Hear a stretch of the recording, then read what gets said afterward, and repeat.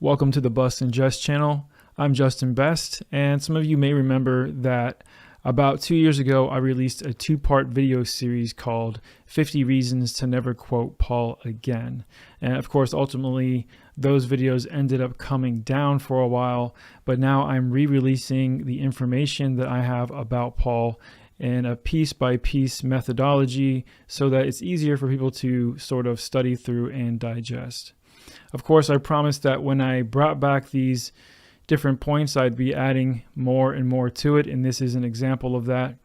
And so I just wanted to, for today, address one concept, or one or two concepts really, which we'll dive into in just 1 second. If you're new to the channel, make sure you go ahead and hit the subscribe button below and click the bell so you can be notified each time I post. And if you're interested in these type of theological topics, then make sure you invite all of your favorite skeptical friends to come and journey along with us as we dive in. Today, I'll be screen sharing with you an article I recently published on bustandjust.com, and that article will be shown on screen and linked in the description box below for your review. So without further ado, let me just jump right in. And first of all, I wanted to introduce you to bustandjust.com. There's not really a whole lot on the site right here at the time, but if you want, you can come check out a little bit about me, go to my blog, and read my most recent post here. I'm going to be also posting additional articles to back up the other information that I've already posted on YouTube for further research purposes as well. All right, so let's just dive straight into it. And I'm basically going to read you my article and then maybe make some additional commentary here and there where I see that it might be appropriate. This is called Paul or Plato, The True Origins of New Testament Doctrine. Saul, Saul, why persecutest thou me? For many lifelong students of biblical literature and those raised in the Christian church, this famous quote from Acts 26:14 reminds us of a truly miraculous and inspirational event from the writings of the New Testament. In the famous story from Acts, Paul, who was truly named Saul from birth, is on the way to Damascus to imprison and stone to death the first century followers of Jesus Christ, who is by definition a demigod, born of a human mother despite his father being God. God Most High, more specifically. During his search, Paul is miraculously blinded by a great light and hears the voice of Jesus himself, who is quoted to have made a famous statement saying, "Saul, Saul, why persecutest thou me? It is hard for thee to kick against the pricks." For many Christians, this is a beautiful and original story which retells Christ's conversion of Paul, a man who was relentless in his attacks against the disciples of Jesus. Paul was previously known to arrest and even kill Jesus' followers by stoning. For others, however, instead of being considered an example of divine interaction between a demigod and mankind, this passage is considered a blatant act of mimesis. In other words, it is an intentional copy of earlier established secular writings. And just to pause real quickly here, I went ahead and linked some of this stuff in here for you, so it's easy for you guys to come and click. If you want to learn more about mimesis and mimetic criticism, then you can dig in more and more just by clicking on the links embedded in the article here. Hopefully they'll help you to answer more of the questions that could come up from reading the article. Specifically, the theme of Acts 26 directly copies a then famous story of Dionysus from hundreds of years prior. In about 410 BCE, 464 years before or prior to Paul's ministry beginning, a well-known writer named Euripides composed a story-turned play called The Bacchae, which detailed the struggle between the demigod Dionysus and his primary adversary, King Pentheus. In fact, by 405 BCE, the Bacchae was so well received that it was first performed at the Theater of Dionysus in Athens, Greece. Here we have the Theater and Sanctuary of Dionysus, which was built 6th century BCE and was originally part of the Sanctuary of Dionysus Eleutherius, which means Dionysus the Liberator. And there it is. You can still go visit it today. It was in this famous play that Pentheus, king of Thebes, sought after the half-man, half-god named Dionysius, who's also called Bacchus. And he's seeking after him to have him arrested and stoned to death for his teachings and influence over the city of Thebes. So for those of you who are already familiar with the stories of Jesus from both the Gospels and Acts and Paul's writings, you might notice that what I do is I'll highlight some of the key motifs and themes in the actual literature so you can see sort of the interesting parallels that pop out to me when I'm reading through this stuff. Okay, sorry about that. I had to clear my throat a little bit. So King Pentheus is tracking down the followers of Dionysus to have them arrested. And in this story, he has Dionysus arrested, and he's seeking to have his followers stoned to death for their teachings and influence over the city of Thebes. So after Pentheus arrests Dionysus and has him cast into prison, which, by the way, Dionysus gives himself over willingly to Pentheus, a mighty earthquake sent by God causes Dionysus's chains to fall off while in prison, setting him free. According to the story, Dionysus chooses not to run, however, and soon therefore miraculously reveals himself to Pentheus once again. As Pentheus begins to try and threaten the demigod with more chains, Dionysus famously replies, "Better to yield him prayer and sacrifice than kick against the pricks, since Dionysus is a god and thou but mortal." Simply stated, this type of literary mimesis, this whole scenario is really an example of that type of mimesis, or the intentional copying of the motifs or themes of earlier secular writings, is found to be quite destructive to biblical or Bible literalists. In this one example alone, it becomes clear that Paul not only used the Bacchae's overall theme as a foundation for his own storytelling, but even quoted directly from Euripides, claiming instead that it was a statement of Jesus Christ.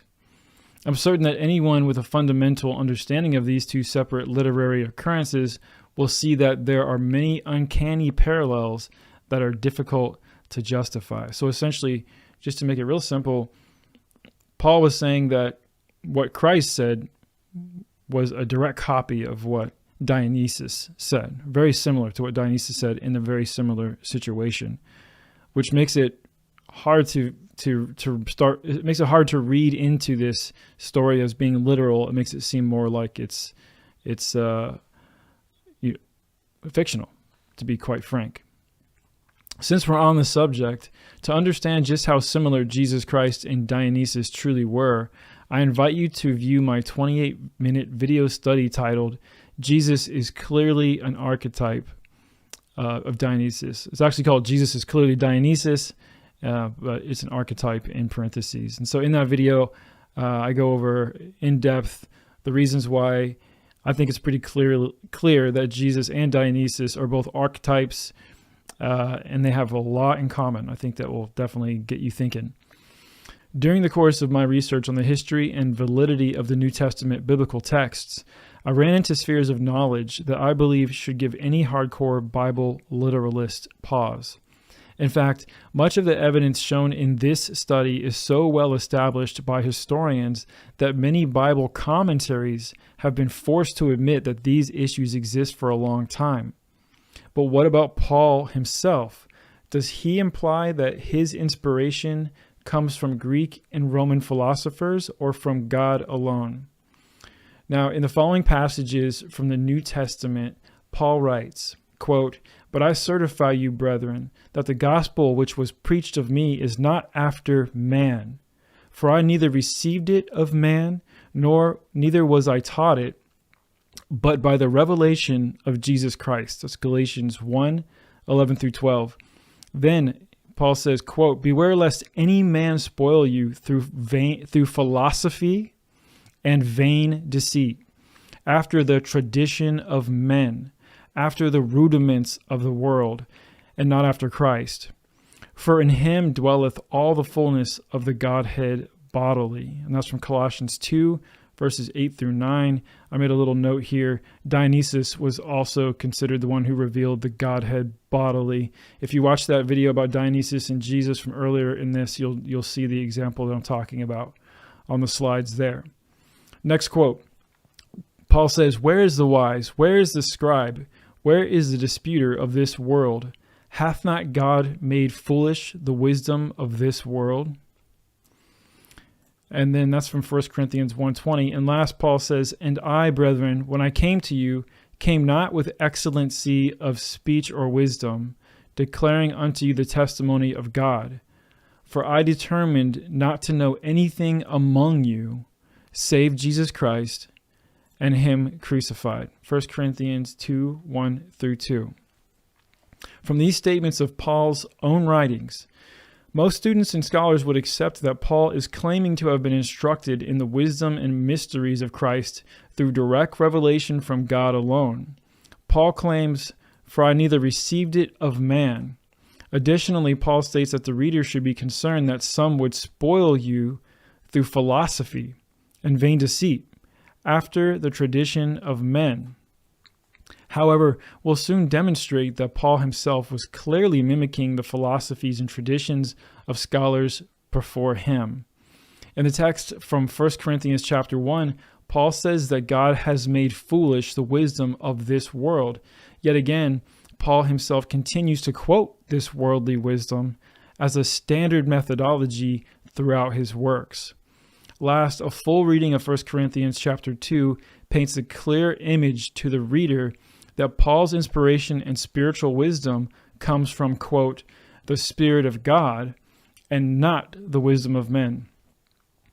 Reading a bit further, verses 4-5 say, quote, "And my speech and my preaching was not with enticing words of man's wisdom, but in demonstration of the Spirit and of power, that your faith should not stand in the wisdom of men, but in the power of God." 1 Corinthians 2:4-5. In the context and study of the evidence below, I believe we can easily demonstrate Paul's mimetic connections and direct word-for-word copying of well-known prior philosophers. In fact, after a thorough review of the Hellenization of Jerusalem, again, please click these links, guys, and check this stuff out. It's really cool information. It's going to help you dive deep and understand my perspective on this if you want to.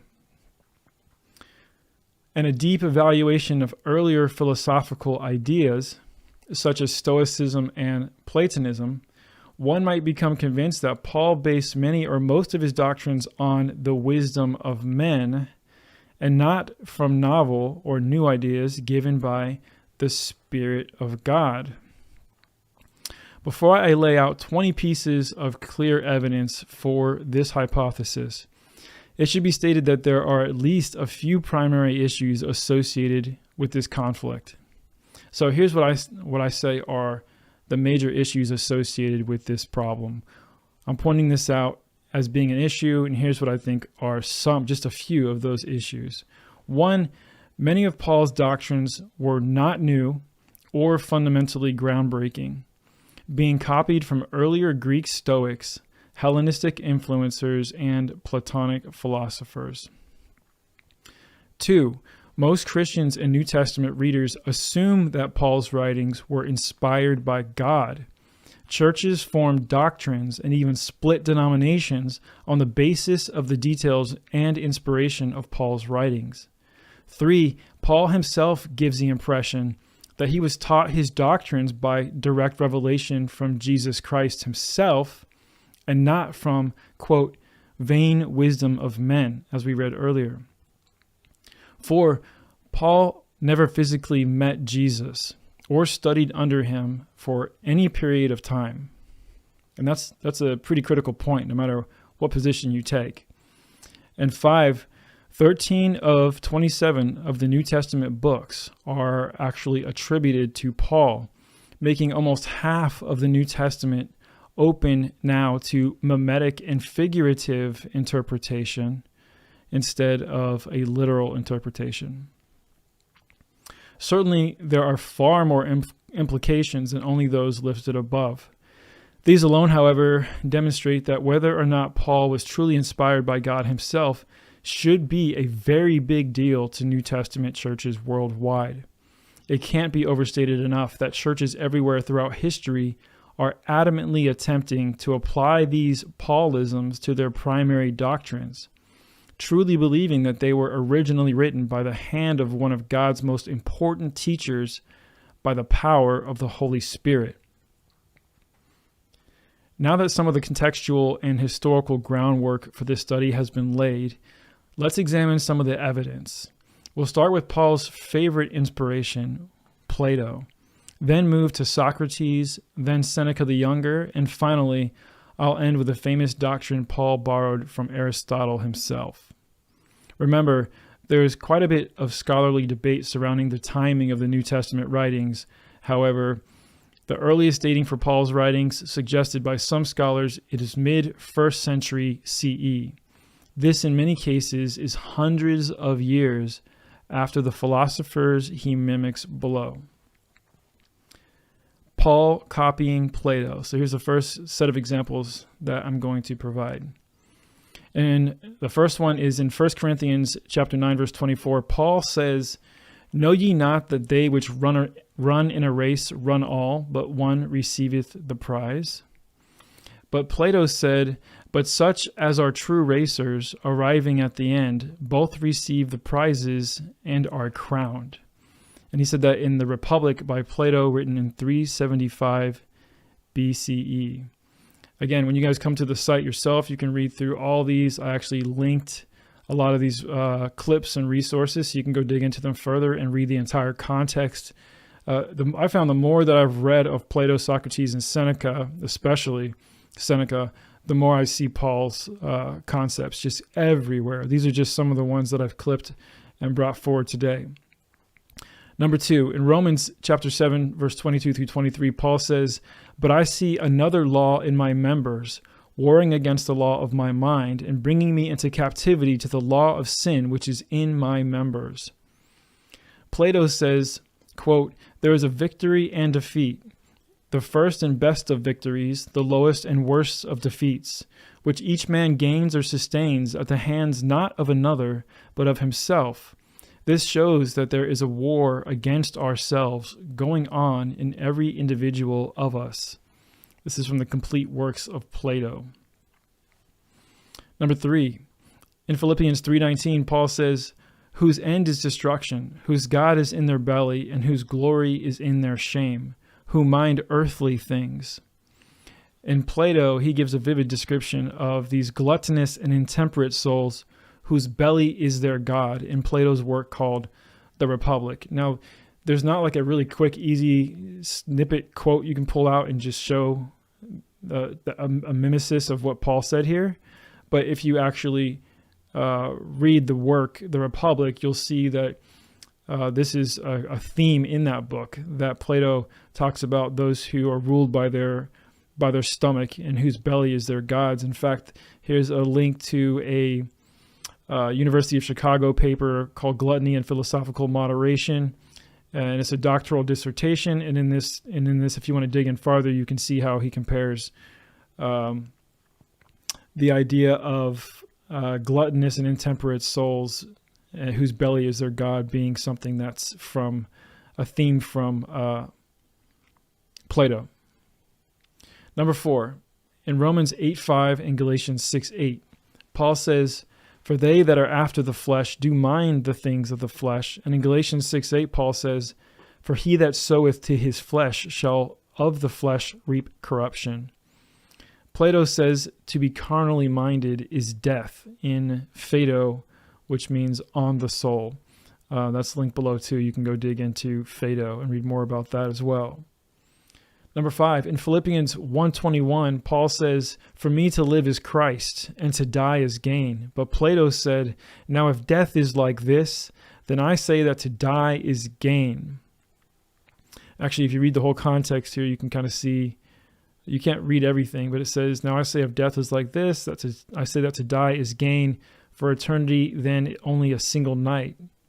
But in death, if death is a journey to another place, and there, as men say, all the dead are, Yeah, so like I said, the more you start to read the actual context and more of the body of text surrounding, you start to see more and more interesting similarities.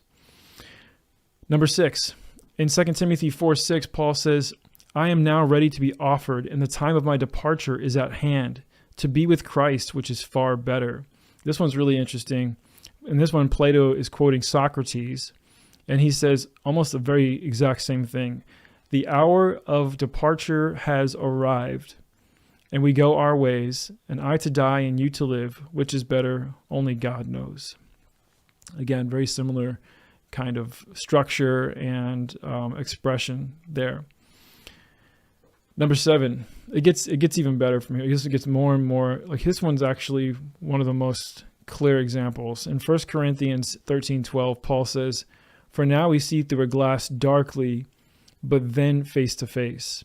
And Plato says, I am very far from admitting that he who contemplates existences through the medium of thought sees them only through a glass darkly, any more than he who sees them in their working effects. There it is. That's in Phaedo by Plato. Again, several hundred years before Paul was around. So you can see how Paul was using these same expressions in his letters. Number 8, in 1 Thessalonians 5:15, Paul says, see that none render evil for evil unto any man.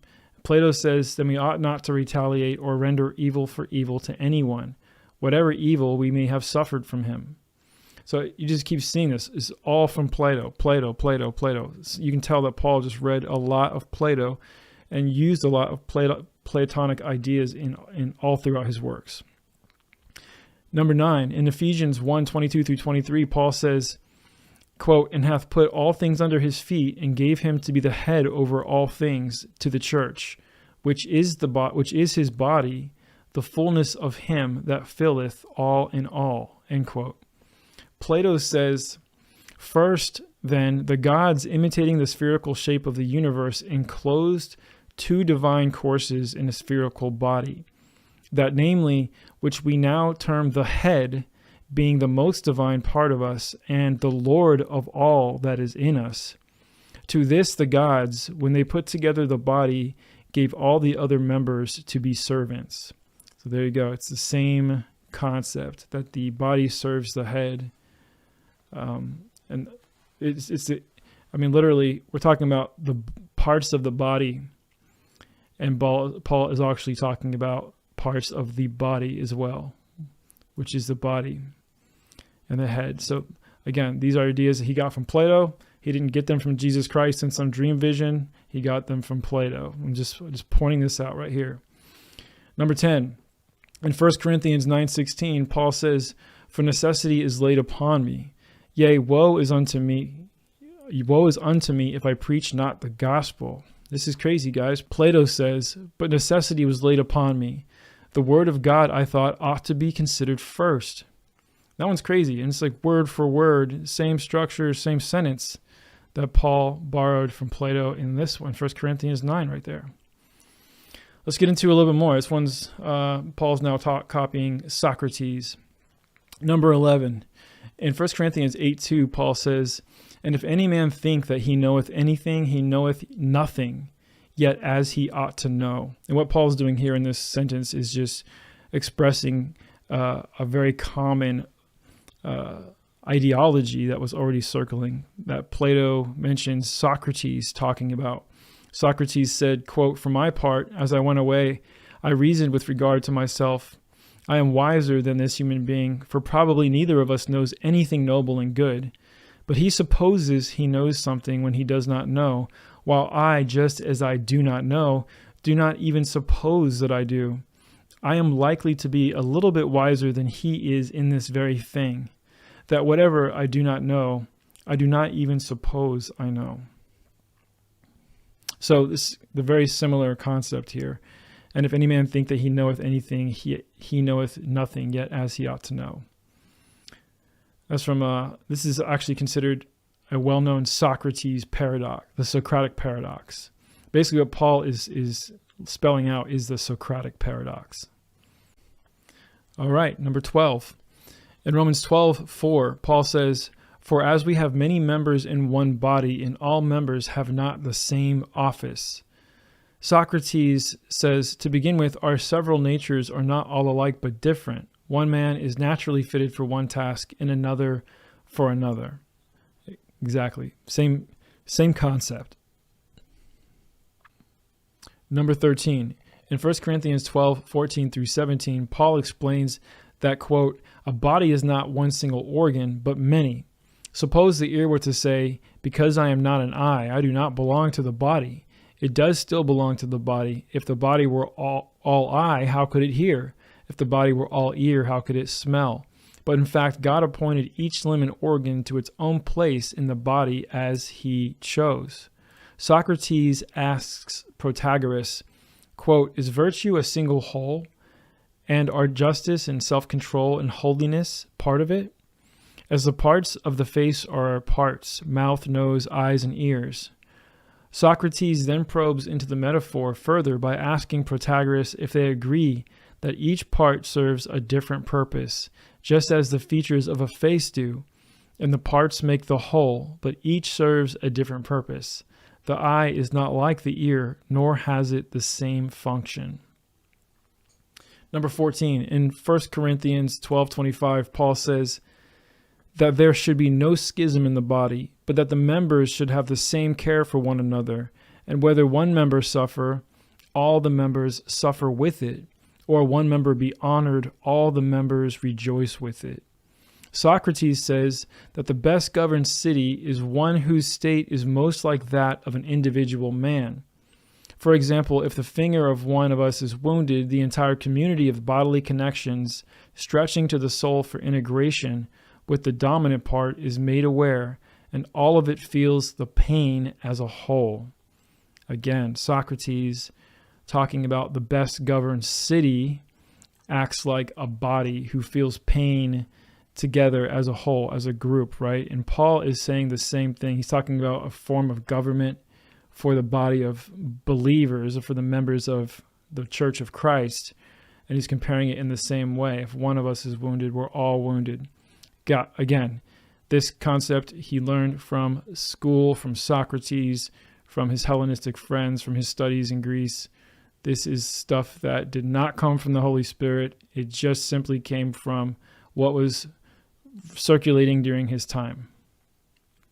All right, now we're going to go into Paul copying Seneca the Younger. And this one's really interesting because Seneca was actually alive during some of the same times that Paul was alive, near the end of Seneca's life.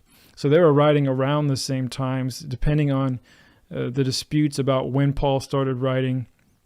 There's no hardcore proof for dating when Paul started writing, and that's why there's so much debate circling around it. But even if you give the earliest time frame that Christians would like to say, they'd like to say that Paul started writing in 55, which is still 22 years after Christ would have died and supposedly ascended. Then you have Seneca doing much of his work before Paul started. So anyway, this is a really interesting study, Seneca the Younger. I invite you guys to dig into Seneca the Younger more, actually, because he was said to be a man who stood at the doors. One of the philosophers said, Seneca the Younger stood at the doors of Christianity, but never walked through them, meaning he had a lot to do with setting up the initial Christian thinking that was circulating in the first century. So let's just jump right into it. This is Seneca the Younger. First, you should take notice that Acts 17:24 through 29 here below is broken into 5 parts, since the words of Paul in this section can be attributed to Seneca the Younger in at least 5 distinct ways. And again, these aren't necessarily words attributed to Paul, but these are stories about Paul's life that demonstrate the things Paul would have been saying about himself, possibly to Luke, who would have been one of the primary writers of Acts, more than likely. So what we're seeing is Paul's witness to his buddies, and they're recalling and recounting and writing what Paul's ministry supposedly was all about. So just this one section of Acts, which is Acts chapter 17, 24 through 29, mirrors Seneca the Younger in at least 5 ways. So we're breaking it out into 5 different verse sections. So this is example number 15. In Acts 17:24, Paul went on to say, God dwelleth not in the temples made with hands. Seneca, the most prominent contemporary representative of Stoicism, which I've talked about on this channel extensively, had put his doctrine into these words: the whole world is in the temple of the immortal gods, and temples are not to be built to God of stones piled on high. This sounds like 1 Peter also, by the way. He must be consecrated in the heart of every man. So again, this is something that Seneca was talking about just around the time and just before the time of Paul. In Acts 17:25, Paul said, neither is God served by men's hands as though he needed anything, seeing he giveth himself to all life and breath and all things. Seneca put the same truth to this form: God wants not ministers. How so? He himself ministereth to the human race. So it's the same concept. God isn't served by human hands. He doesn't need anything from us. Instead, he gives us stuff. And Seneca was saying the same thing. He doesn't want ministers to him. He actually ministers to us. So again, this concept came from Seneca and not the Holy Spirit. Number 17, in Acts 17, verses 26 through 28, Paul said, God made from one blood every nation of men to dwell on all the face of the earth. Seneca agrees. He says, we are members of a vast body. Nature made us kin, which means we're all family, when she produced us from the same things and to the same ends. Exactly, same exact concept. Very next verse. All these verses, boom, boom, right in a row, are all mirroring Seneca. Acts 17, 27 through 28. This is example number 18. Paul said, God is not far from each one of us, for in him we live and move and have our being. But Seneca wrote, God is at hand everywhere and to all men. And again, God is near thee, he is with thee, he is within. Number 19, in Acts chapter 17, verse 29, it says, then Paul proceeded, quote, being then the offspring of God, we ought not to think the Godhead is like unto gold or silver or stone, graven by art or device of men, end quote. But in Seneca's The Epistles of Moral Life, he parallels this thought again. He says, quote, thou shalt not form him of silver and gold. A true likeness of God cannot be molded of this material. And then for our last example, we have Paul copying Aristotle. Aristotle lived in 384 through 322 BCE. In Galatians 5:23 and Romans 2:14, Paul says, against such there is no law. And in Romans 2:14, Paul says, they are a law unto themselves. This is big, actually, because in this context of this, Paul is saying that the Gentiles are a law unto themselves. That could cause a lot of crazy doctrines to come to a lot of conclusions. A lot of people, a lot of churches can come to a lot of conclusions and have through the years because of that statement right there in Romans 2:14. So, but in Aristotle's Politics, Book 3, Paul's words are eerily familiar to Aristotle's sayings of men eminent for wisdom and virtue. Against such there is no law, for they themselves are a law. And that came out of Aristotle's teachings hundreds of years before Paul ever quoted this. So there we have 20 examples, 21 actually, if you include the intro story about the road to Paul's road to Damascus story. But let me go ahead and just jump into the conclusion and finish up here. It says, it is at this point that I must remind the reader of the issues that I mentioned earlier. Namely that, number one, many of Paul's doctrines were not new or fundamentally groundbreaking, being copied from earlier Greek Stoics, Hellenistic influencers, and Platonic philosophers. 2, most Christians and New Testament readers assume that Paul's writings were inspired by God. Churches formed doctrine and even split denominations on the basis of the details and inspiration of Paul's writings. 3, Paul himself gives the impression that he was taught his doctrines by direct revelation from Jesus Christ himself and not the, quote, vain wisdom of men. 4. Paul never physically met Jesus or studied under him for any period of time. 5. 13 of 27 of the New Testament books are attributed to Paul, making almost half of the New Testament open to mimetic and figurative interpretation instead of a literal interpretation. In his writings, Paul claimed that he gleaned his powerful doctrines from a vision of Jesus Christ personally. However, it seems more likely he was influenced by the writers of his own period and the periods hundreds of years prior. Based on the fact that Paul himself admitted to being a Roman-born citizen and Pharisee who spent much of his time in Greece, he was a Hellenized Jew. Is it possible that he was simply formulating his own doctrine and stories of Jesus, since he directly copied Euripides, to grow his own cult following? Could he have based his writings on previously well-known and pre-existing Greco-Roman beliefs to make, quote, his gospel more palatable to the Gentiles that he claimed to be pursuing? In my hypothesis, the information contained in this study is additional proof that Paul's character and writings were designed to help the Greek-minded Jews develop Christianity in its early forms with familiar tales of a stoic Jesus with philosophical ideas that would have made the Greek philosophers into partial prophets led by the Spirit of God. To better understand this hypothesis, a deep understanding of Christianity and its Hellenistic philosophy must be held in view.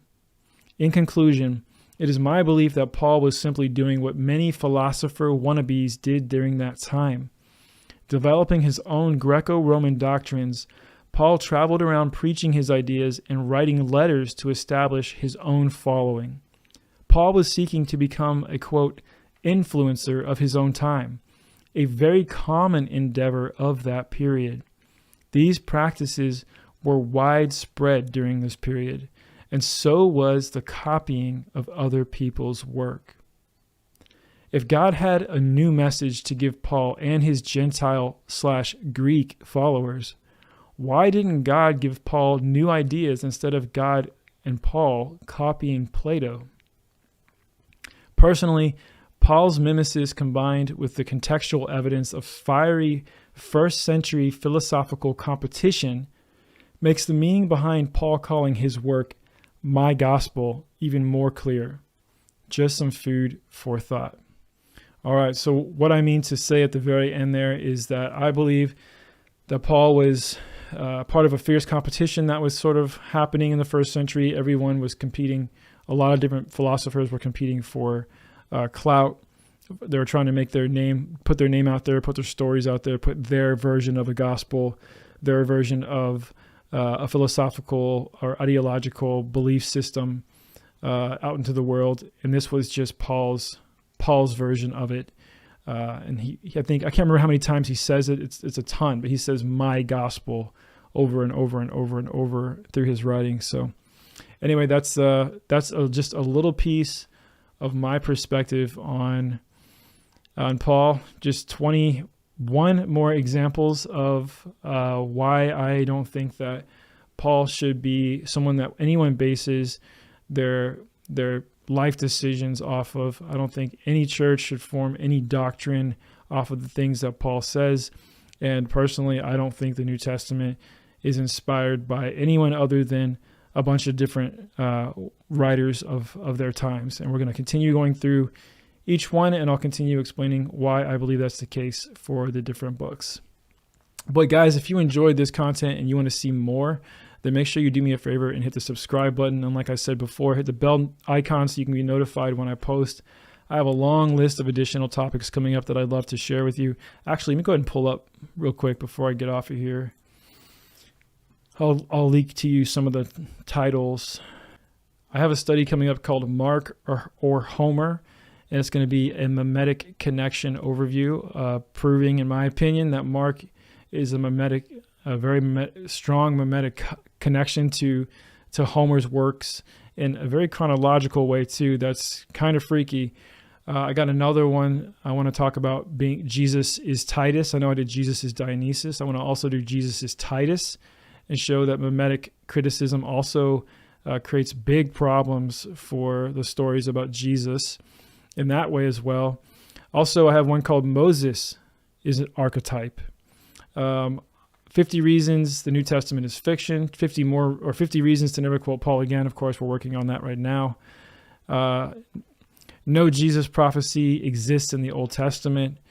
And man, I just got more and more. Too Young for Paul Reloaded. Is God a narcissist? The Old Testament stolen from the Egyptian Book of the Dead, and on and on. I got a lot of topics I want to cover and a lot of really interesting information. So stick around and check it out. Keep your mind open to all the different information. You know, I'm just here to try and find the truth, and that's really all I want. So anyway, thanks for sticking around with me this long. I appreciate your support. Go ahead and do me a favor and give the video a like, and we will be in touch very soon with a whole lot more. Peace out.